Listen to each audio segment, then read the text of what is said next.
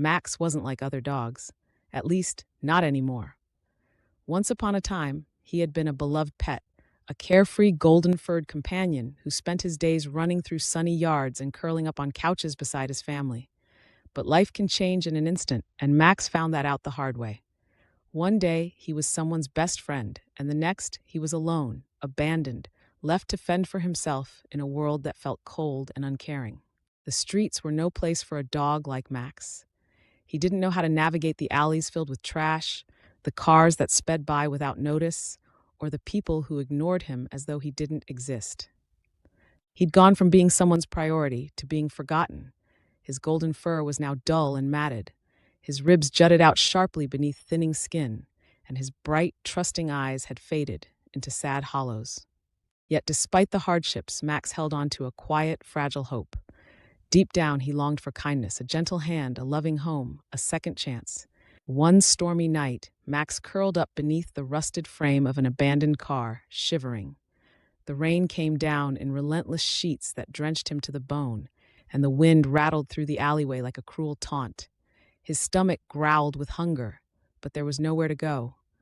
With no one to turn to, Max simply waited for the storm to pass. Just as he began to succumb to exhaustion, a soft voice broke through the darkness. Hey there, buddy. Are you okay? Max's ears perked up slightly. He cautiously lifted his head to see a figure kneeling a few feet away, barely shielded by a small, battered umbrella. It was a young woman with kind eyes, and her gaze was fixed solely on him. Come here, boy, she called gently. You look like you need some help. Max hesitated, frozen between the instinct to run and the flicker of trust her voice inspired. Humans hadn't been kind to him. Why would this one be any different? Yet something about her tone, her concern, made him pause.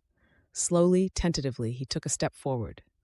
The woman, her name was Emma, noticed his caution and didn't push. She kept still, letting him approach her on his own terms. Reaching into her bag, she pulled out a sandwich she'd packed for herself earlier. The smell of food was more tempting than anything Max could resist. She placed it on the ground and stepped away, giving him space. Max devoured the meal, his empty stomach thankful for even a small reprieve. Emma's heart ached as she watched him. He was thin, his fur matted, and there was resignation in his posture that suggested he'd long stopped expecting kindness. But no creature deserved to be left out in the pouring rain. "Would you like to come home with me?" she asked softly. Max didn't understand her words, but he understood her tone. He looked into her eyes and felt something stir, a glimmer of trust, the smallest spark of hope.